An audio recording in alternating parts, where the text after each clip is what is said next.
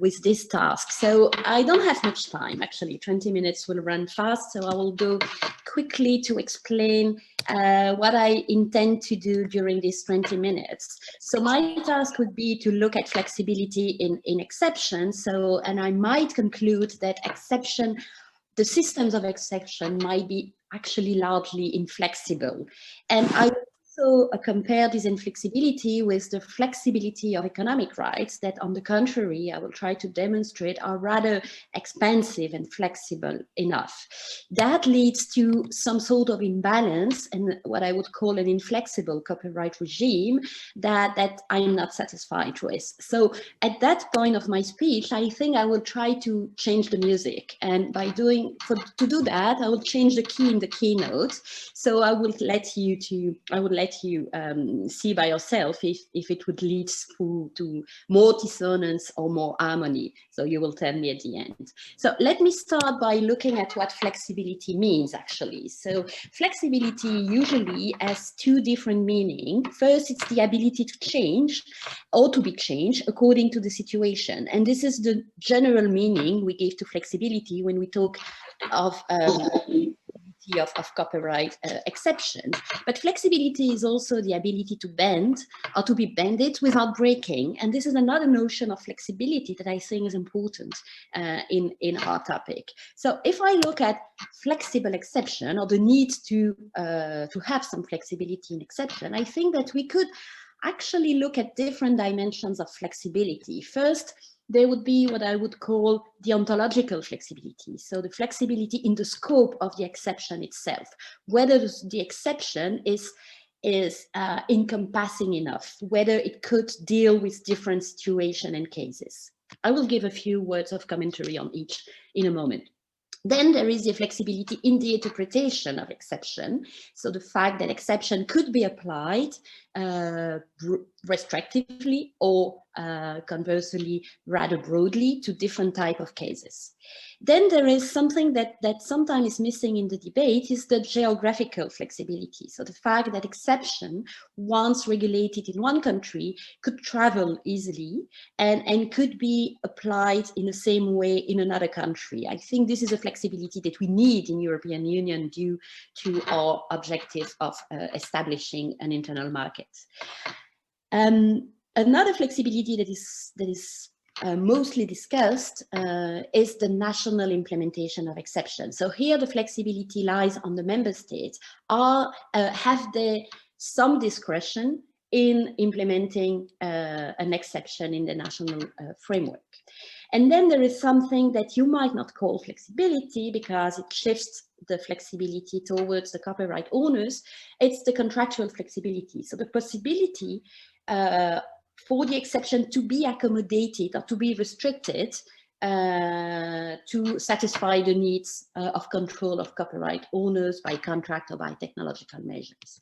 So actually, if I look at my two meanings of flexibility, I think most of those flexibility case is referred to ability to change, except maybe the geographical flexibility and the contractual flexibility, where actually the exception might be constrained or might bend to the point of risking to break. So this is what I will try to develop. Okay, so okay, so the scope of exception first. I will be very quick here. So actually, I will go very quickly through my slides, and there are more elements of information on my slides, and they will be for your information later on, but I won't have time to go in all details. So as to the scope of exception, of course, it goes without saying that it depends on the condition of exceptions. Some of exceptions contain some flexible standards like fair practice, economic significance, etc. They determine the beneficiaries of the exception or not. They are formulated in technologically neutral terms or not, etc. So depending on the exception, you might have varying degrees of flexibility, of course. As to the interpretation of exception, we all know that the Court of Justice has repeated constantly that the exception should be strict, but there is some room for functional interpretation to enable the effectiveness of this exception and the purpose of the exception to be observed, and particularly, said the Court of Justice in the 2019 3 cases dealing with exception and fundamental rights, particularly if exceptions pursue a fundamental right. There, the accepted interpretation might be loosened a bit more. That led the Court of Justice to extend the exception when it was necessary for its effectiveness, like the Ilmer case, but also sometimes to extend the exception to new modes of use. They were strictly not included by the lawmaker at the time, and it was the VOB case with the e-leading exception. So there is some room here for expanded application. The cross-border application, I will go very quickly here. So the fact that an exception might be applicable to a use in one state, but as soon as the use has a cross-border application, the exception might suddenly break and not be valid anymore in another countries. This is something that the EU lawmaker has started to deal with in recent decision or even cases, but I think this is something that is still largely unexplored and where more flexibility should be pursued. Okay, the most important point, I think, when we talk about flexibility is the possibility for states to have some room where they implement the exception in their national law. So we know that the principle is a closed list of exception, and so the states cannot go further than that closed list of exception. But at the same time, the Court of Justice has progressively built a system of guidelines to help the states to know what they can do or what is the discretion that they might have. So I put here a lot of principles that come from this system built up by the Court of Justice. And the last cases, the Finken Median case, Pelham and Spiegel Online cases of 2019, constituted a good summary of the state of case law and how the Court of Justice gives some power for the member states to implement the exception. So it insisted on the primacy of union law, so the fact that notably the protection of fundamental rights of the EU Charter must be achieved, that the states have some discretion in implementation, but they have to play with EU rules like proportionality, compliance with conditions, the high level of protection of copyright owners, the functioning of an internal market. They have to ensure some effectiveness of exceptions and a fair balance. They have to comply with the 3-step test, and they also need to implement exceptions in an harmonized manner. So even though they have some room for maneuver, they have to look at what the other states are doing to be able to have an harmonized picture of exception across Europe. A question that was only sketched by the Court of Justice, but I think is really fundamental, is whether the member states have a choice not to implement an exception, and particularly if the exception conveys a fundamental right. In the same 3 decision, the Court of Justice said exceptions are rights of users, and I quote, exceptions may or even must be transposed by the member states, but it didn't develop any further the condition for this must be transposed by the member states. And also another rule that comes out of those decisions is that fundamental rights should be guaranteed by the states when transposing the exception, but fundamental rights cannot be used as a defense and a specific defense for infringement beyond the case of exception. So in my opinion, it should lead to member states, if they have to comply with the obligation under EU law, to transpose exception that convey a fundamental rights, because otherwise users might not have any other means to really to benefit from their right of exception of expression, for instance. The Advocate General in those cases went a step further and argues, I think, for a mandatory implementation. We could discuss it further.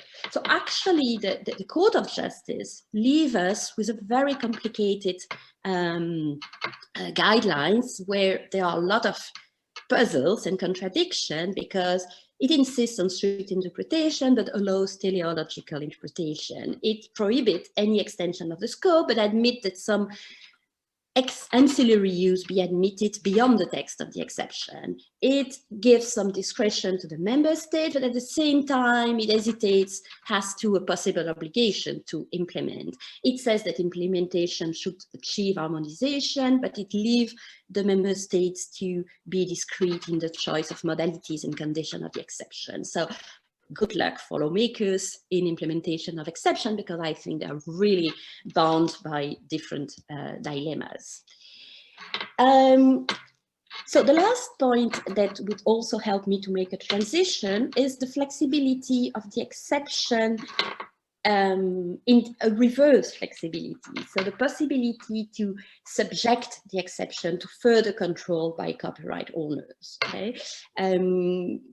And we know here that a few years ago, it was completely admitted that exception could be further controlled by copyright owners, by contract, or by technological measures. The EU law has started to put in place some defenses against this private ordering that could disrupt the balance between right and exceptions. And I will not go into the details here, but this is something also that type of flexibility should not be something that we should allow any further. That gives me the possibility to transition to the flexibility of rights, because if we look at flexibility of exception, it's because we would like exception to be more flexible in defeating the exclusive rights, or in creating spaces where exclusive rights would not extend. But actually, it assumes that exclusive rights could extend and economic rights could extend. It's true, actually. The concept of reproduction, communication to the public are rather flexible and open concepts. They have an open scope, so they may expand to new modes of exploitation. And even in the directive of 2001 that give for the first time a definition of reproduction and communication to the public, to the EU acquis, I don't think it was new definition. It was just a confirmation by those definitions that those rights have the potential to extend to any type of use coming from the new digital environment. So that flexibility of reproduction and communication to the public is also justified by what has become a mantra of the EU lawmaker and the EU Court of Justice, the high level of protection of copyright owners. It was only one recital in the 2001 directive, but became a very important principle of copyright law. Another reasons for this flexibility game between rights and exception is the fact that rights are technically defined, so specific, so a very broad concept of copy that is only defined by the mere technical fact of a copy makes it that any use or access to works in a digital format, no triggers copy and sometimes acts of making available. And so it means that exceptions are no needed as an answer. Before, exceptions were uses, they were privileged, but nobody gave it a second thought, because actually most of the time, many exceptions were just exercised on tangible copies that escaped the control of copyright owners to some extent. I will give you the example of text and data mining. Text and data mining, if you look at what it is in reality, okay, I will really simplify at the extreme here, but looking at a lot of copyrighted content to extract information and to analyze information should not be an act covered by copyright. It's getting access to information, to ideas, and not to modes of expression. But because it triggers some technical acts of copies, an exception was needed to make it escape from the scope of economic rights. But then, because you need to devise a new exception as a response, the exception is also seen as a threat. And in the process, you constrain or you limit the condition of that exception that makes it a use that finally is controlled and is not really enabled. So this is how we have an inflexible copyright regime where we have a hierarchy between rights and exceptions. The rights are the principle and exception as the term says, are exceptions. And you have also this multiple limitation constraints that apply to the exception that are not on an equal foot with the economic rights. So this is where I would like to propose another system, or propose something else, and changing key in the keynote. So my point would be that, in my view, I think exception should be, we should unlimit the exception. By that, I mean that we should stop considering exceptions, as limits, but we should start considering them as privilege, as uses that are privileged within the copyright system. So that would break the hierarchy between rights as a principle and exception as strictly and controlled, strictly bordered and controlled use. But I don't mean by that it would reduce the rights of the authors. So for me, the rights of the authors are the most important element in copyright, so they would not be impaired by the new status given to the exception, but it's just that the exception would be really taking part to the copyright system as a balance. So I think that exceptions should be now considered as enabling devices that support socially legitimate uses. So those legitimate uses should be identified based on the needs of their beneficiaries, libraries, private users, schools, disabled person, etc. I will give you a few examples in a moment. And the design of those privileged use should be organized around the purpose, the objective to be achieved, but not limited with very strict condition. Actually, I think this is what the EU copyright legislation tried to achieve in the last 10 years. I don't think it's completely the directive of 2019 really fulfilled that promise, but it was there from 2009 in the communication of the Commission on copyright in the knowledge economy, where the starting point was not the economic right, but was the needs of libraries, education, disabled persons. And I think this is the way we should go back to. So it would mean seeing copyright as a cultural landscape that has as its purpose to incentivize rewarding creativity, granting control to copyright owners on circulation of works, but also to organize access to works and culture and enabling a dialogic culture. So how would it be done in terms of copyright exceptions, that I would not call exceptions anymore? I think that copyright should be about allocation of access and uses of works, but also about allocation of cost and revenue dealing with those uses. Doing the first without doing the second would be a failure. And I think that both steps are really important. So let me give you a few details. I still have 3 minutes, right? Something like that. Perfect. This is how I talk so quick. So it's a nightmare for translators when there are translators in the rooms and they are really unhappy. But for here, it will work within my time. So allocation of uses and access. As I said, I think that the rights of authors are the primary purpose of copyright. So it means that a lot of uses of copyrighted works should be left to the market and to the control of copyright owners, that they could use their right to authorize or prohibit, the license, etc. That would cover most acts of copies and public circulation of works.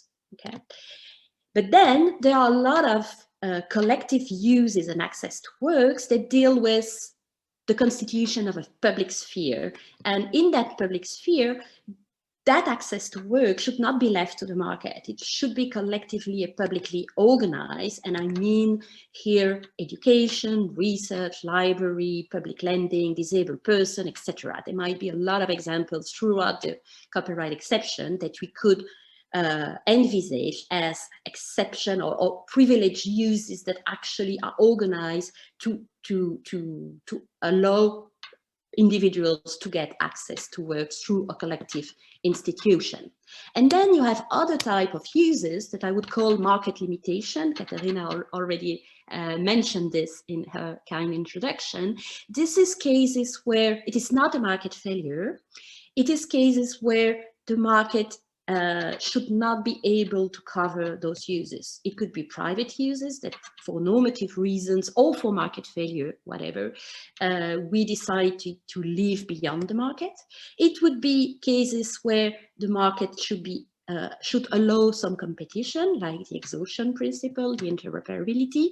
It should be also minimal uses, and it should be cases of public interest, so they are not into the public sphere, even though they have a link, because they are also coming from individuals. It's quotation, parody, etc. Those are cases where licensing should not be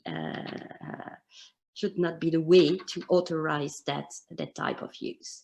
But then I said, once you have allocated use and access, there is another question that you have to answer. This is a question of allocation of cost and revenues. And it would answer a question that comes regularly from copyright owners, and a question that I think is very legitimate. It's the fact that sometimes copyright owners says, okay, it's fine, libraries are fine, we all love libraries, we all love public lending, we all love teaching, but why would we have to wear the burden of this access to work? It should not be copyright owners that should subsidize those type of collective access. And I think this is a very crucial question.